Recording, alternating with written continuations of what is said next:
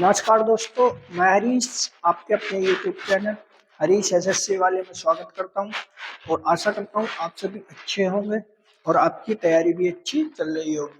तो दोस्तों, आज हमारा एसएससी जीडी का 7वां प्रैक्टिस सेट है। ठीक है, कुछ अच्छे क्वेश्चन लेकर आए हैं। अगर क्वेश्चन आपको अच्छे लगे तो वीडियो को लाइक करना है, चैनल को सब्सक्राइब करना है। सभी क्वेश्चन अच्छे हैं, आपने कल टेस्ट भी दिया होगा, वहीं से ये सारे क्वेश्चन हैं। तो चलते हैं पहले क्वेश्चन की तरफ। पहला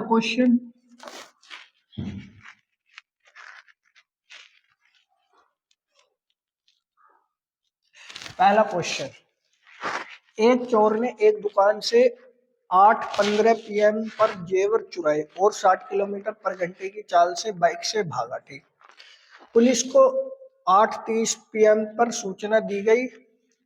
यदि पुलिस चोर को 9 PM पर गिरफ्तार करना चाहती है तो पुलिस की जीप की न्यूनतम चाल कितनी होनी चाहिए, ये पूछ रहा है।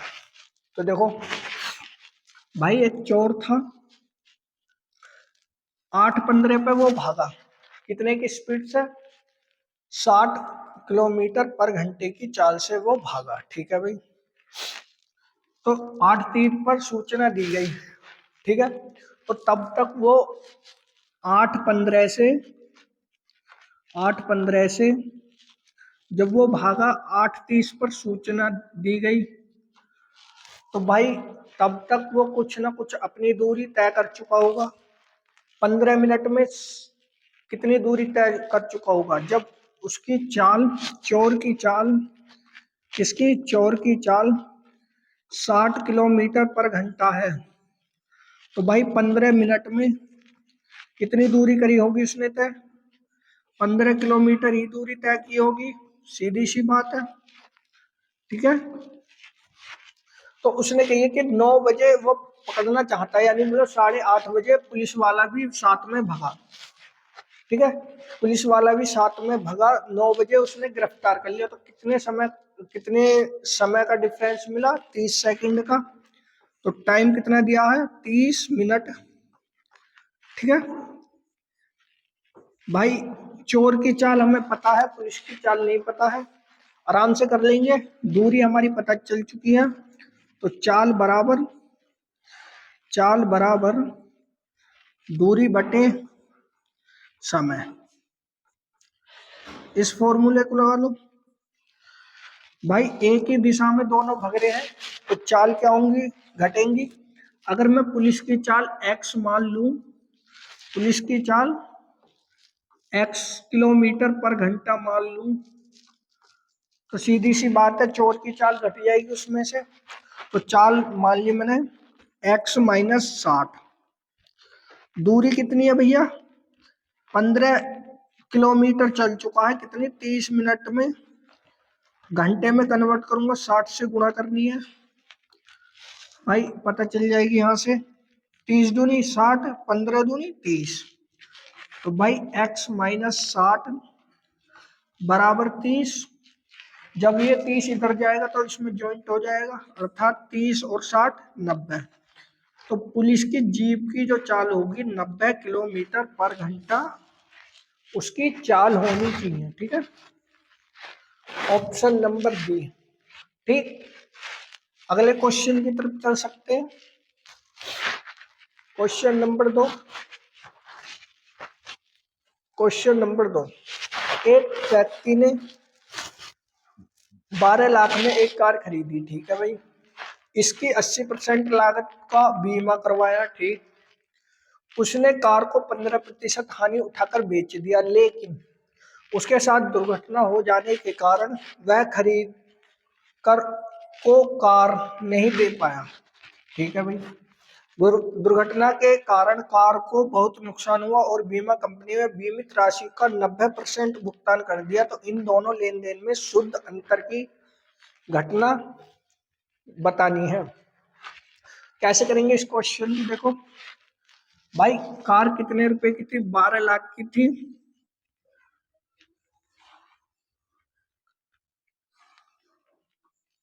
कितने रुपए की थी? 80% उसमें बीमा में कर दिया, तो कितने रुपए की बची भैया? 2 जीरो से 2 जीरो काटा, 12 अट्ठे 96, 9,60,000 रुपए की उसने वस्तु को, मतलब उसे कार को बीमा करवा दिया उसने। ठीक, उसने कार को 15% हानि पर बेच दिया, मतलब 12 लाख की कार को 15% हानि पे, अर्थात कितने प्रतिशत पे बेची होगी? 85 में बेची होगी बटे 100। 2 जीरो से 2 जीरो खत्म, गुणा करी, 12 पंजे 60, 12 अट्ठे 96, 102। कितने रुपए की वो उसने कार बेच दी इसके अनुसार। ठीक, अब दुर्घटना हो गई तो उसने कही कि बीमा की जो राशि थी उसका 90% भुगतान कर दिया। किसने? बीमा कंपनी ने। 96,000 का तो बीमा, 9,60,000 का ही तो बीमा करवाया था उसने,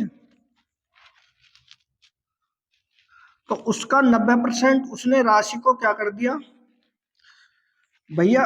वापिस कर दिया।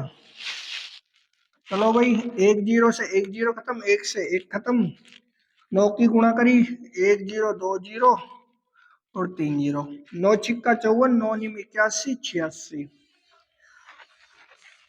तो उसने पूछा है कि उन दोनों लेन देन में शुद्ध अंतर, घटना का अंतर बताना है, इन दोनों का अंतर बताना है, कितने रुपए का आएगा। तो कितने का अंतर आ जाएगा भैया? 6,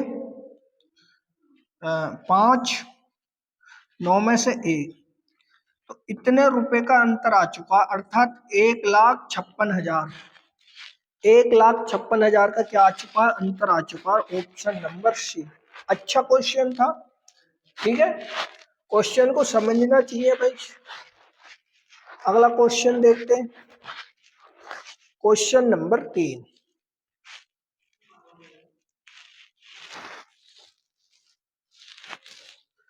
क्या करा? क्वेश्चन नंबर 3, इसका मान बताना है। ये वर्गमूल है, तो इसका मान बता दीजिए कितना आएगा। तो कैसे कर सकते हैं हम इसे? अंडर रूट 2 4 6 बटे में 6 जीरो लगा दो, 1 2 3 4 5 6, ठीक है, 2 4 6। अब 64 कितने को होता? 8 का। इनमें से 2 जीरो खत्म हो जाएंगे, 3 जीरो खत्म हो जाएंगे, 3 बचेंगी। तो इसका मतलब 0.008 इसका सही आंसर होगा, ऑप्शन नंबर सी। ठीक है, इसका सही आंसर ये है। अगले क्वेश्चन की तरफ चलते हैं, क्वेश्चन नंबर 4। प्रथम 11 विषम संख्याओं का औसत कितना है? दो तरीके से इस क्वेश्चन को करेंगे। कैसे कैसे करेंगे?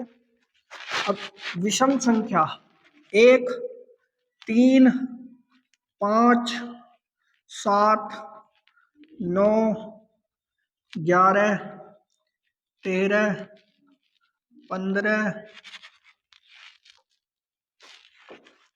17, 19, कितनी होगी? 2 4 6 8 10 और 21।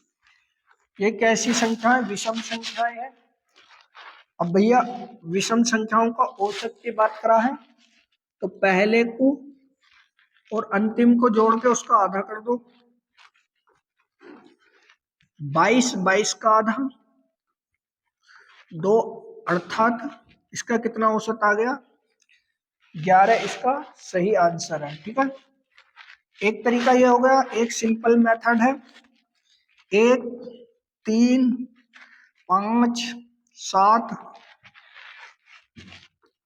9 11 13 15 17 19 और 21। अगर आपको पता ना हो कि करना क्या है, औसत की बात करें, पहले को और लास्ट को काट दो, पहले को और लास्ट को काट दो, इससे अगली और इससे अगली संख्या काट दो, इससे इसे काट दो, इस अगली संख्या काट दो, और इसे काट दो तो बचा क्या 11।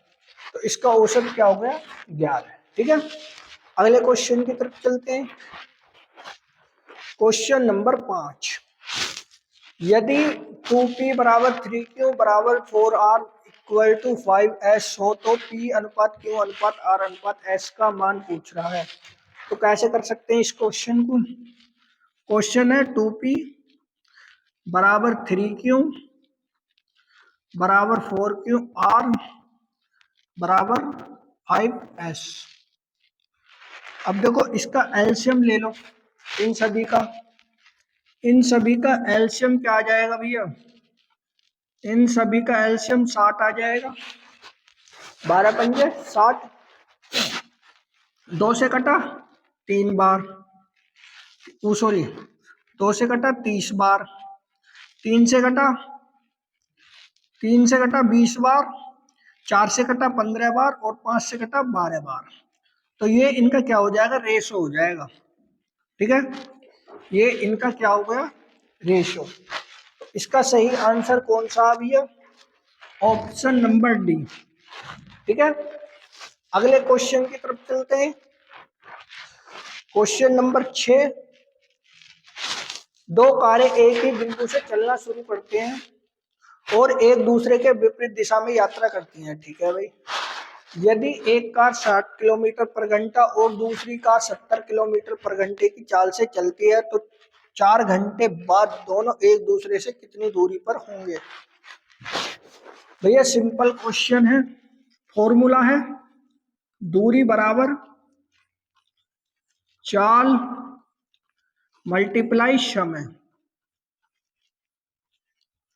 ठीक है भाई, कर लेते हैं। अब बताओ, एक कार इधर जा रही है, एक कार इधर जा रही है, तो दोनों कुछ ना कुछ दूरी तय कर रही है। यानी कि मतलब फर्स्ट कार की चाल प्लस सेकंड कार की चाल विपरीत दिशा में जा रही है, तो चालें क्या होंगी, जुड़ेंगी। तो एक 60 किलोमीटर पर घंटे की चाल से चल रही है, दूसरी 70 किलोमीटर पर घंटे की चाल से चल रही है। तो भाई समय कितना लग रहा है उसे समय लग रहा है 4 घंटे। ठीक है, कितना घंटे, 4 घंटे। कितना होगा, 7 6 13, 130 मल्टीप्लाई 4, 13 चौका 52। तो भाई दूरी कितनी आ चुकी है, 520 किलोमीटर की दूरी वो कारें क्या कर लेंगी, तय कर लेंगी 4 घंटे बाद। ठीक है, सिंपल क्वेश्चन था। जब भी एक दूसरे के सामने आए, आमने सामने चले तो जुड़ेंगी, एक दूसरे से विपरीत दिशा में जा रही है, कहने का एक ही दिशा में जाएंगे तो चाल घटेंगी, अगर विपरीत दिशा में जाती है तो चालें क्या होंगी, जुड़ेंगी। ठीक है, अगले क्वेश्चन की तरफ चलता हूं मैं। क्वेश्चन नंबर 7, 10% वार्षिक ब्याज की दर से 2 वर्ष का चक्रवृद्धि ब्याज और 2 साल के वार्षिक साधारण ब्याज का अंतर 25 है, तो धनराशि क्या है। फॉर्मूला सिंपल है भैया, P equal to CI minus SI, ठीक है, इंटू 100/R की पावर 2। 2 साल के लिए कह रहा तो 2 लगा दिया। ठीक है, सॉल्यूशन कर लो भैया, सोल्व कर लो। CI 25 दे रखा है, 2 साल के लिए तो 100 मल्टीप्लाई 100। दर कितनी दे रखी है भैया, 10% की, तो R का स्क्वायर मतलब 10%। 2 जीरो से 2 जीरो खत्म, मल्टीप्लाई करी 2500। ठीक है, तो इसका सही आंसर 2500 रुपये है, ऑप्शन नंबर ए। ठीक, अगले क्वेश्चन की तरफ चले। क्वेश्चन नंबर 8, क्वेश्चन नंबर 8 क्या कह रहा है, 2022 में शहर ए की जनसंख्या 1,25,000 थी, एक वर्ष बाद शहर ए की जनसंख्या 1,50,000 हो गई, तो जनसंख्या में प्रतिशत वृद्धि कितनी है। तो कैसे करेंगे इस क्वेश्चन, बताओ। देखो 2022 में कितनी जनसंख्या थी? 1,25,000 इतनी जनसंख्या थी। ठीक है भाई, बढ़कर कितनी हो गई? 1.5 लाख अर्थात 1,50,000।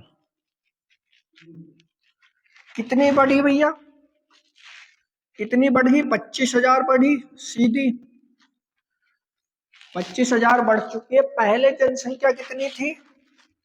1,25,000। परसेंटेज में चेंज करना तो 100 मल्टीप्लाई में लगाना पड़ेगा। 3 जीरो से 3 जीरो, 25 से कटा 25 पंजे, 5 से कटा 5 चौक, 5 दूनी 10। तो 20% इसका सही आंसर है। ठीक है, ऑप्शन नंबर सी। अगले क्वेश्चन की तरफ चलते हैं।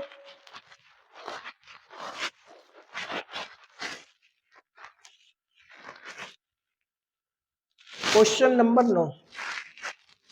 एक वस्तु का अंकित मूल्य 1,000 रुपए है। ठीक है भाई, यदि वस्तु पर 40% की छूट दी जाती है तो वस्तु का विक्रय मूल्य ज्ञात कीजिए। विक्रय मूल्य बताना है। कैसे करते हैं हम इस क्वेश्चन को? अंकित मूल्य, अंकित मूल्य मल्टीप्लाई छूट इक्वल टू विक्रय मूल्य। यही हमारा फॉर्मूला है। अब यही हमारा फॉर्मूला है, तो लगा दो भैया। 1,000 रुपए की राशि है, 40% की छूट दी तो 60% बचा वस्तु का मूल्य। तो विक्रय मूल्य पूछा है, गुणा भाग कर दो। 1 जीरो से 1 जीरो, 1 जीरो से 1 जीरो, 600 रुपए वस्तु का क्या हो गया भैया? विक्रय मूल्य। सिंपल क्वेश्चन था। तो इसका सही आंसर क्या है? Option number C. ठीक है, अगले क्वेश्चन की तरफ चलते हैं। Question number 10। क्रिया मूल्य और विक्रय मूल्य के बीच का अंतर 180 है। ठीक है भाई, यदि लाभ 30% है तो क्रिया मूल्य क्या है बताना है। ठीक है भाई, अब एक चीज इस क्वेश्चन में ये ध्यान रखने की है, चलो उसने कह दिया अंतर तो ठीक है, उसे 30% का लाभ हुआ। अब लाभ या तो कोई वस्तु खरीदी जाएगी, खरीदी जाएगी तो उसका मतलब क्रिया मूल्य हो जाएगा। अब कोई वस्तु क्रिया मूल्य थी, क्रिया मूल्य थी। ठीक है, जब उसने उस वस्तु को लाभ पर बेचा, सीधी सी मतलब वो विक्रय मूल्य हो गया। क्रिया मूल्य कोई वस्तु उसने खरीदी, क्रिया मूल्य, या बनाई है उसने स्वयं ने, तो क्रिया मूल्य। बेच दी, लाभ हुआ है, तो विक्रय मूल्य। ठीक है, तो भैया 100 रुपए की कोई वस्तु थी, उस पर 30% लाभ प्राप्त कर लिया। 100 रुपए की वस्तु पर 130 में बेच दी। भैया कितने का प्रॉफिट हुआ? 3 का प्रॉफिट हुआ। ये कितने का अंतर बता रहा भैया? 180 का। ठीक है, तो उसने पूछा है कि वस्तु का क्रिया मूल्य क्या है। वस्तु का क्रिया मूल्य 10 था, बटे 3, 3 से कटा 3 छंग 18। क्रिया मूल्य 10 था, तो टोटल वस्तु का क्रिया मूल्य कितने रुपए हो चुका? 600 रुपए। ठीक है, आशा करूंगा कि आप समझ गए होंगे। इसका सही आंसर ऑप्शन नंबर सी। ठीक, अगले क्वेश्चन की तरफ चलते हैं भैया। Question number 11।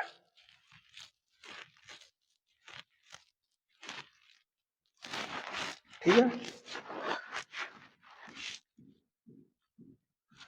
11वां क्वेश्चन क्या करा है? अल्कोहल जल में 80 लीटर मिश्रण में 60% अल्कोहल है। ठीक है भाई, यदि इस मिश्रण में x लीटर जल मिलाया जाता है, ठीक, तो नए मिश्रण में अल्कोहल का प्रतिशत 40% हो जाता है। तो x का मान ज्ञात कीजिए, ये बताना है। अब कैसे करेंगे इस क्वेश्चन को बताइए आप। भाई अल्कोहल और वाटर दो चीजें हैं, 60% एल्कोहल है किसमें? 80 लीटर में। 80 लीटर में 60% एल्कोहल है, तो वाटर कितना होगा? 40% होगा, सीधी सी बात। तो इसका रेशो कितना आ जाएगा? 3:2 का रेशो आ गया। ठीक भाई। अब इन दोनों का योग 5 है, तो पता चल जाएगी कि कितने कितने लीटर एल्कोहल है, कितने लीटर। 5 एकम 5 छंग 30, 16 पंजे 80, 16 तिया 48, 16 दूनी 32। 32 लीटर क्या था? पानी था, और 48 लीटर क्या था? एल्कोहल था। ठीक है। यदि नए मिश्रण में एल्कोहल का 40% हो जाता है, मतलब कितना पानी मिलाया जाए? अगर 40% एल्कोहल हो जाता है, तो सीधी सी बात है 60% क्या होगा भैया? वाटर होगा। तो इसका रेशो कितना आ जाएगा भैया? 2:3 का रेशो आ जाएगा। 2:3 का रेशो आ गया। ठीक है भाई, 2:3 का रेशो आया, तो x का मान ज्ञात कीजिए, ये बताना है। 2:3। अब यहाँ 48 लीटर है, तो 48 को मैं 24 से काट दूंगा, तो ये भी 24 से कटना चाहिए। अब 3 बनाना चाहिए, तो 24 से गुणा करिए, तो 24 दूनी 48 लीटर। ठीक है भाई। एल्कोहल तो हमारी इतनी का इतनी रहनी है, यहाँ भी यहाँ भी।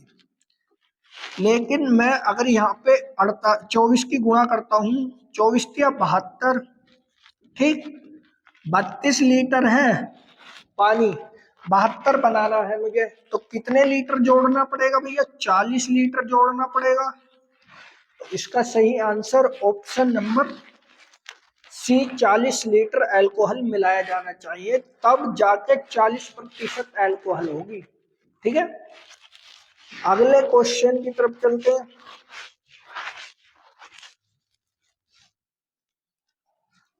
Question number 12। 6 क्रमागत सम संख्याओं का औसत 35 है। इन 6 संख्याओं में सबसे छोटी और सबसे बड़ी संख्या का योग क्या होगा? ये बताना है। ठीक है भाई। तो बहुत सिंपल क्वेश्चन है, इस चीज का जरूर ध्यान रखना। सम संख्या का 35 औसत बताई है, तो सीधी सी बात है, हमारी संख्या तो नहीं हो सकती, औसत ही तो है ये। अब सम संख्या, इससे नीचे 3 चल दो, 1 2 3, इससे नीचे क्या आएगी? 34 आएगी सम संख्या, फिर 32 और फिर 30। ठीक है। सबसे छोटी संख्या 30 होगी। ऐसे ही आगे चलते हैं भैया। 36 सम संख्या, इससे अगली संख्या 38, और इससे अगली संख्या 40। उसने कही है कि सबसे छोटी और सबसे बड़ी सम संख्या का योग, सबसे छोटी और सबसे बड़ी सम संख्या का योग कितना हो गया भैया? 70 हो गया। तो इसका सही आंसर ऑप्शन नंबर सी, 70। ठीक है। अगले क्वेश्चन की तरफ चलते हैं भैया। Question number 13।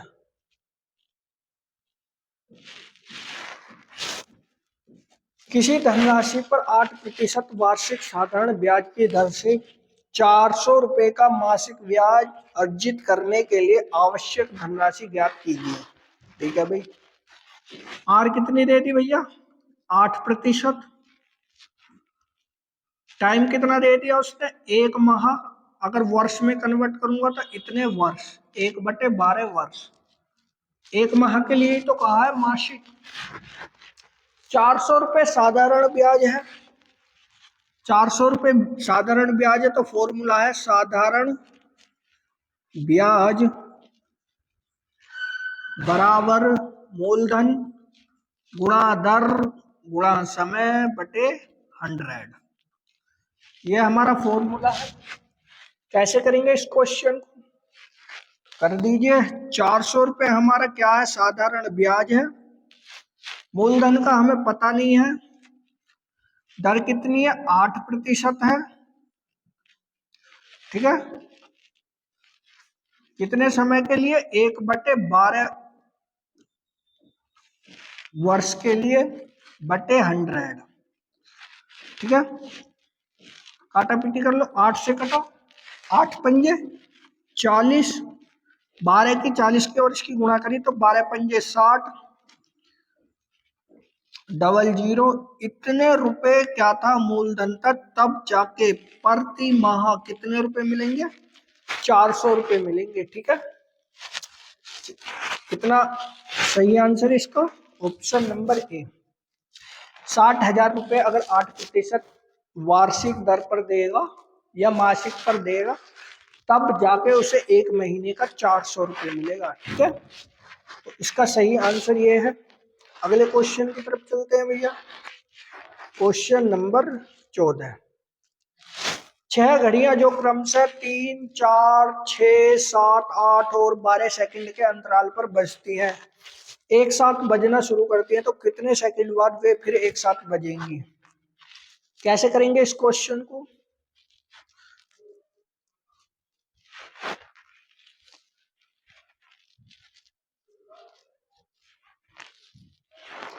कैसे कर सकते हैं इस क्वेश्चन। देखो, सबसे पहले इन संख्याओं से इसे काट के देख लो, सबसे आसान तरीका एक तो ये है। ये कितने से कट जाएगी, 12 से कट जाएगी क्या, 12 से नहीं कटेगी ना, ये तो समाप्त है। ये तीन ना, सॉरी 3 से काट के देखो, 3 से नहीं कट रही। 8 6 14 15, 8 6 14 15, 8 6 14, ये भी नहीं कटेगी। कट रही है क्या, नहीं कट रही। 8 6 14 1 15, ये दोनों संख्या कट सकती हैं। ठीक है भाई, 3 से कट सकती है। अब 4 से काट के देखो, ये वाली संख्या 4 से कटी है, 4 दूनी 8, 4 एकम 4, नहीं कट रही। इसका मतलब इसका सही आंसर ये है, इतने सेकंड बाद ये बजेंगे। एक तरीका तो ये हुआ। दूसरा तरीका, 3 सेकंड, 4 सेकंड, 6 सेकंड, 7 सेकंड और 8 सेकंड, 12 सेकंड। अब इनका एलसीएम निकाल लो भैया, इनके एलसीएम निकाल लो, कितने कितने आएंगे एलसीएम। सिंपल मेथड से बता रहा हूं। सबसे पहले 2 से डिवाइड करके देखो, 2 से काटा, 2 दूनी 4, 2 तिया 6, 7, 2 चौक 8, 2 छिक्का 12। ठीक है, फिर 2 से डिवाइड करो, 3 ऐसी रहेगा, 2 एकम 2, 3 ऐसी रहेगा, 7 ऐसी रहेगा, 2 से कटा 2 बार, 2 तिया 6। फिर काट के देख लो, 2 से, 3 ऐसी रहेगा, 1 3 7, 1 3। अब 3 से डिवाइड कर दो, 1 1 1 1 1 7। 7 से डिवाइड कर दो, 1 1 1 1 1 1। अब इनका गुणा करके देख लो, इनकी गुणा कितनी आएगी। 2 दूनी 4, दूनी 8, 8 8 तिया 24, 24 सत्ते 168, या 124 की, ओ 24 की और 27 की गुणा, 7 की गुणा करोगे, 7 चौक 28, 7 दूनी 14, 2 16। ठीक है, इसका सही आंसर दोनों तरीके मैं बता चुका हूं। आपको कौन सा अच्छा लग रहा है उससे कर सकते हैं। अगले क्वेश्चन की तरफ चलते हैं भैया। Question number 15।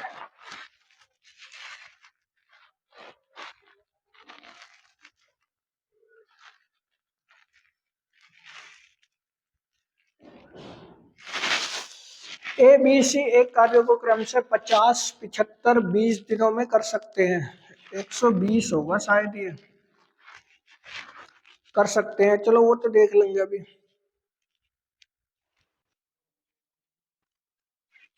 120 हो भी सकता है, नहीं भी हो सकता, चेक कर लेंगे। कर सकते हैं भाई, 120 ही होगा जरूर। कर सकते हैं। वे 4 दिन 7 कार्य करते हैं, सी कार्य छोड़ देता है, शेष कार्य को पूर्ण करने में ए द्वारा कितना समय लगेगा, ये पूछ रहा है। ठीक है, ए व्यक्ति है, बी व्यक्ति है और सी व्यक्ति है। 50 दिन, 75 दिन और 120 दिन में कोई कार्य कर रहा है।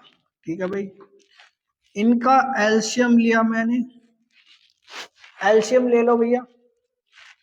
एलसीएम काट लिया इनका, 75 से काटा 150,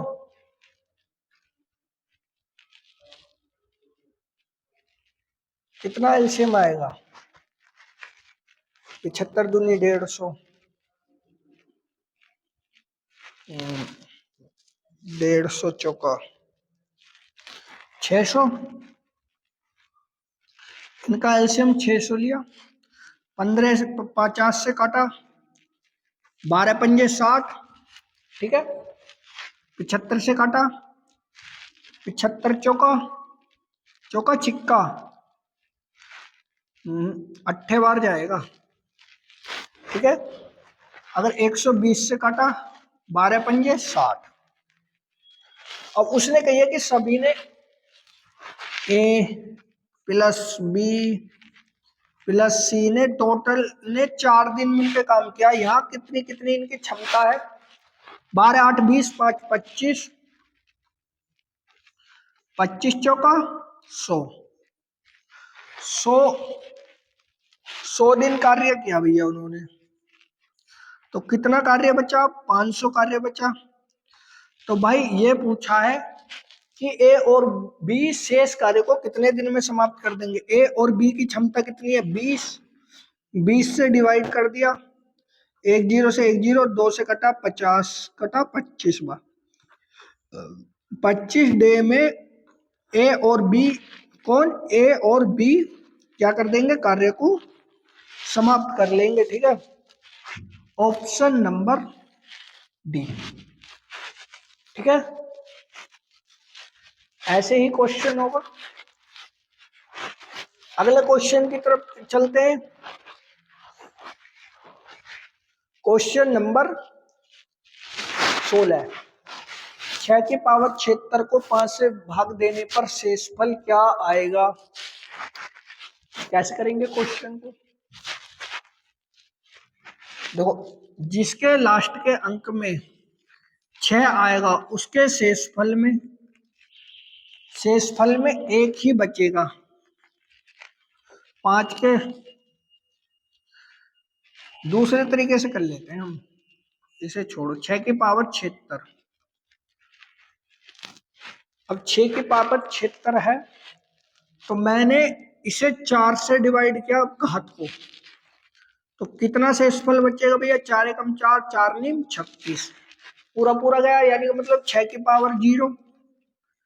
अब कई बार ऐसा है 6 की पावर 0 का मतलब होता है 1, लेकिन कई बार आंसर गलत आ जाता है, ठीक है। ऐसे क्वेश्चन को सॉल्व करने के लिए भाई अगर इसका शेषफल 0 बच रहा 4 से डिवाइड करने के बाद, तो सीधी सी बात है घात 4 मान लो अगर 0 शेषफल बच रहा है। अब 6 का वर्ग करो, 6 छंग 36, छिक्का 216, छिक्का 6 छंग 36, 6 एकम 6 3 9, 6 दूनी 12, इतना इसका वर्ग आया। अगर मैं इसे 5 से डिवाइड करूं तो शेषफल कितना बचेगा भैया? क्योंकि लास्ट में 5 आना चाहिए या 0 आनी चाहिए, तभी तो डिवाइड हो जाएगा पूरा पूरा। तो इसका मतलब एक इसका क्या बचेगा? शेषफल बचेगा, शेषफल 1 बचेगा, ठीक है। समझ गए होगे आप? चाहे इसे आप डिवाइड करके देख लेना। इसका सही आंसर ऑप्शन नंबर बी। कभी भी घात का सवाल हो तो उसे कितने से डिवाइड करके देख लो? उसे डिवाइड करके देख लो घात को 4 से, ठीक है। अगर शेषफल 0 बचे तो उसकी पावर 4 मान लेना, कोई भी अंक हो। मान लो मैं कह दूं 2 की पावर 0 आ रहा है अगर मेरा भाग करने के बाद, तो 2 की पावर 4 मानना पड़ेगा। 4 को मानने के बाद 4 चौक 16, 2 दूनी 4, 4 दूनी 8, 8 दूनी 16। अब 16 आया, अगर 16 को मैं 5 से डिवाइड करूंगा तो क्षेत्रफल सॉरी शेषफल कितना बचेगा? 1 ही बचेगा, क्योंकि लास्ट में 6 है और 5 से डिवाइड होने के पूरा पूरा डिवाइड होने के लिए या तो 0 आना चाहिए या 5 आना चाहिए, ठीक है। अगले क्वेश्चन की तरफ चलते हैं भैया। क्वेश्चन नंबर 17, ए और बी 5:6 के अनुपात में कुछ राशि का निवेश करके साझेदारी का बिजनेस प्रारंभ किया। 6 महीने बाद सी बी द्वारा निवेश की गई राशि का 2/3 के बराबर राशि निवेश करके बिजनेस में जुड़ गया, ठीक है भाई। यदि सी को उसके हिस्से के रूप में 21,600 मिले तो वर्ष के अंत में उनका लाभ कितना था, यानी मतलब टोटल लाभ पूछ रहा वो कितना था। तो कैसे करेंगे इस क्वेश्चन को? अच्छा क्वेश्चन है। ए है, एक बी है और एक सी है। तीन सी बाद में जुड़ा है, पहले ए और बी का अनुपात दे रखा 5:6। ठीक है भाई। अब उन्होंने कही है कि 6 महीने बाद, यानी कि मतलब ये 12 महीने के लिए जुड़े होंगे, ये 12 महीने के। सी 6 महीने बाद जुड़ा। ठीक है भाई, जुड़ गया। तो उसने कही है कि बी का 2/3, यानी कि मतलब अगर बी का 2/3 कितना बैठेगा? 4 बैठेगा। बी का 2/3 4 ही तो बैठेगा। 4 रुपए उसने क्या कर दिया? निवेश किया है 4 अनुपात में। अनुपात कर दो भैया। अगर मैं इनका सही रेशो काटू कितना आएगा सही रेशो? 6 से कटा 12 से काट लो, 12 से ये खत्म, 12 से ये खत्म, तो रेशो आया 5:6:2। ये रेशो आ चुका है। अब उसने कही है कि सी को हिस्से के रूप में 21,600 रुपए मिले। यहाँ कितने रुपए मिले? यहाँ 2 रुपए मिले। यहाँ कितने बता रहा भैया? 21,600 रुपए। डिवाइड कर दो। डिवाइड किया, 2 एकम 2, 0, 2 अट्ठे 16, 00। ठीक, एक की वैल्यू 10,800 रुपए है। तो टोटल राशि पूछी है उसने। टोटल राशि 6, 5, 11 और 2 13। 13 से मल्टीप्लाई करा, 13 अट्ठे 104, हासिल लगे 10, लेकिन एक जीरो यहाँ। 13 कम 13 और 1 14। इतने रुपए भैया उसका क्या हो गया? लाभ हो गया, टोटल लाभ। किसका? ए बी सी का टोटल लाभ कितना था? 1,40,400 रुपए। ठीक है, ऑप्शन नंबर डी। आगे चलते हैं। क्वेश्चन नंबर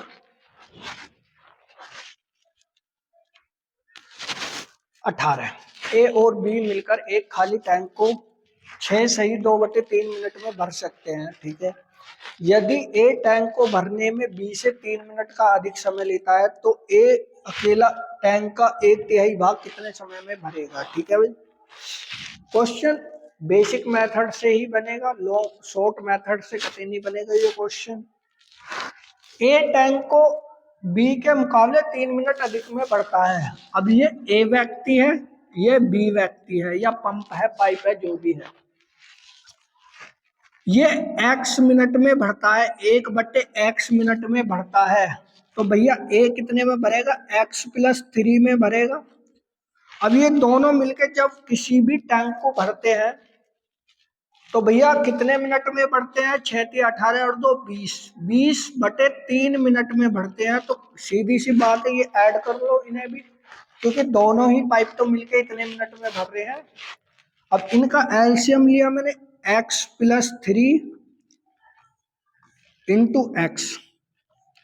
इस x की इसमें गुणा कर दी, इसकी गुणा इसमें कर दी, तो x+3 इक्वल टू, सॉरी इसका उल्टा आएगा क्योंकि मिनट का उल्टा आ जाएगा ना। 1/में होता तो 3/20 आ जाएगा। 1/में लिखेंगे जैसे इसे लिखा है हमने, तो 3/20। 2x + 3/x² + 3x equal to 3/20। गुणा कर दो भैया, 20 से कम, 20 दूनी 40, 20 तिया 60, 3x², 3 तिया 9x। इन दोनों को उठा के इधर ले जाओ, इनके क्या कर लेंगे हम? फैक्टर कर लेंगे। ठीक है, तो 3x² + 9x - 40x - 60 equal to 0। ठीक है, अब इसके फैक्टर करे हमने, x square minus 31x minus 60 equal to 0। अब इसके गुणनखंड कैसे करने हैं? इसके गुणनखंड, ये जो 3 है भैया, इसकी गुणा करी 180 में। अब इसके ऐसे गुणनखंड कर लो जिनका घटाव 31 आए। तो इसके गुणनखंड हो गए भैया, कितने हो जाएंगे? 36x प्लस 5x माइनस 60, क्योंकि 36 पंजे कितने होते हैं? 180। तो x माइनस 12 और 3x प्लस 5, इसके गुणनखंड आए। तो x की वैल्यू कितनी आ जाएगी भैया? x की वैल्यू आ जाएगी 12 मिनट। अब उसने पूछा क्या है कि 1/3 टैंक को भरने में कितना समय लगेगा। 1/3 टैंक को भरने में कितना समय लग जाएगा भैया? उसे 4 मिनट लग जाएंगे ना, 3 से कटा 4 बार, तो 4 मिनट इसका सही आंसर है। आगे चलते हैं। ये क्वेश्चन शॉर्ट मेथड से तो नहीं होगा, ठीक है, बेसिक से ही बनाना पड़ेगा कैसे भी करके। चलते हैं अगले क्वेश्चन की तरफ। Question number 19। एक अर्धगोले का व्यास 21 सेमी है, सेंटीमीटर है, तो अर्धगोले का आयतन क्या है? ठीक है भाई, भैया डी बराबर कितना दे रखा? 21 सेंटीमीटर। तो भैया त्रिज्या क्या हो जाएगी? 21/2 अर्थात व्यास की आधी सेंटीमीटर। अब अर्धगोले के आयतन का अगर फॉर्मूला बताए तो क्वेश्चन आराम से हो जाएगा। अर्धगोले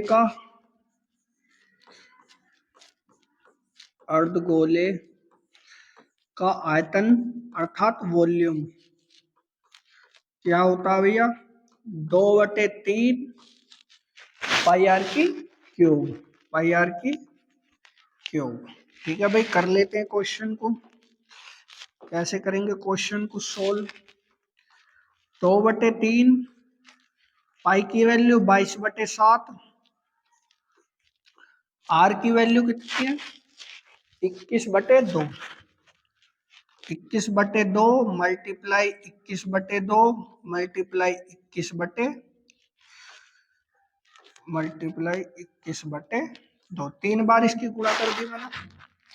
अब डिवाइड कर लो इसे, 7 21 खत्म, 3 से 7 से 21 खत्म, 2 से कटा 2 बार, 2 से कटा 11 बार, मल्टीप्लाई कर दो 11 21 का वर्ग 441 मल्टीप्लाई 11/2। अब 11 की गुणा इसमें करूंगा तो 1 4 अरे 5 4 4 8 और अगली संख्या बची ये बट्टे 2।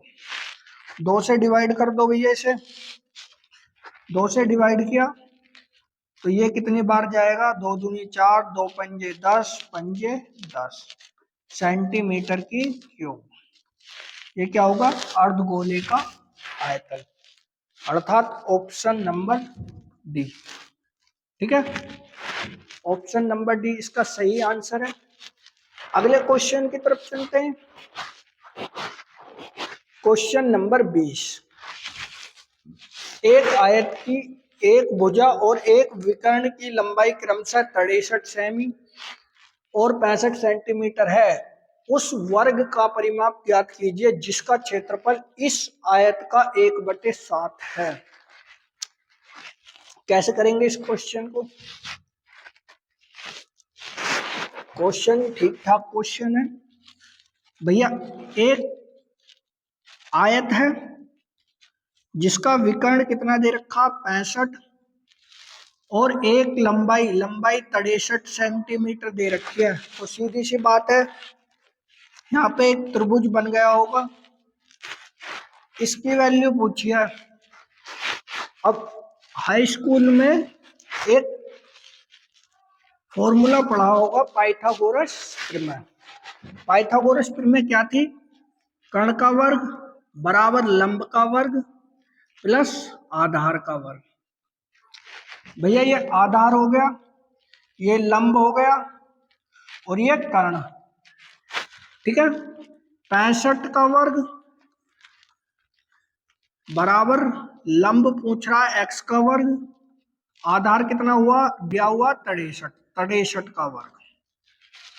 वर्ग कर लो।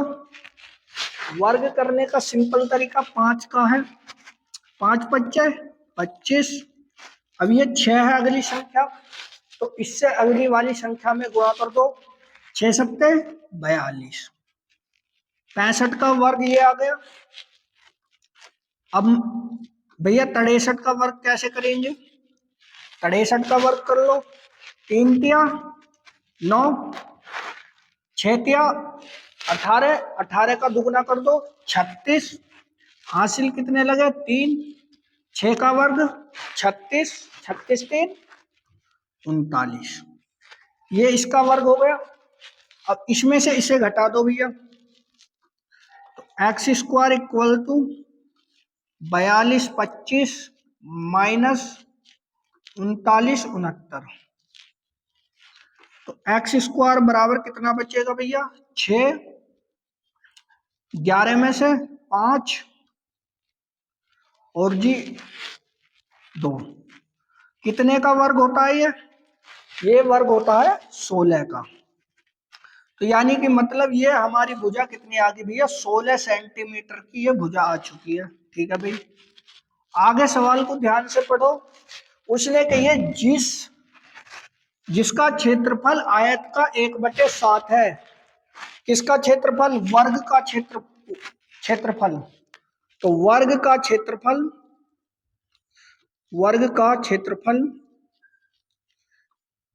इक्वल टू आयत का क्षेत्रफल। ठीक है, आयत का क्षेत्रफल।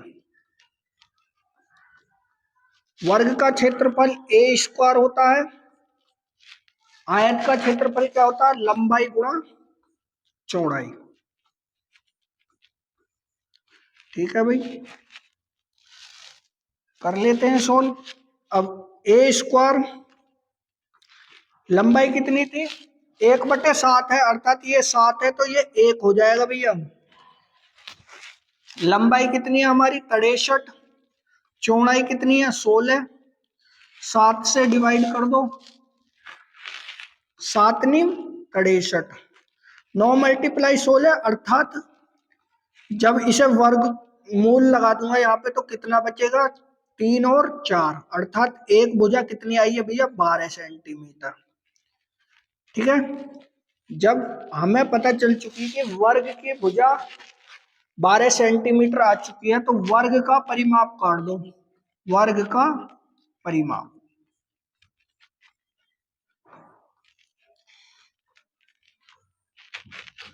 क्या होता है? 4 × भुजा।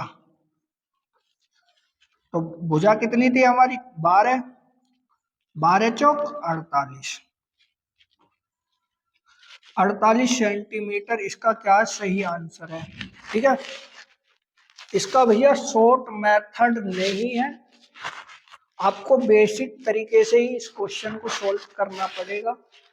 अब आप पे डिपेंड करता है कि आप इन्हें कैलकुलेशन को कितनी स्पीड से कर सकते हैं। ठीक है, तो दोस्तों अगर आपको क्वेश्चन अच्छे लगे हों तो वीडियो को लाइक जरूर करना है और चैनल को सब्सक्राइब भी कीजिए। जय हिंद, जय भारत।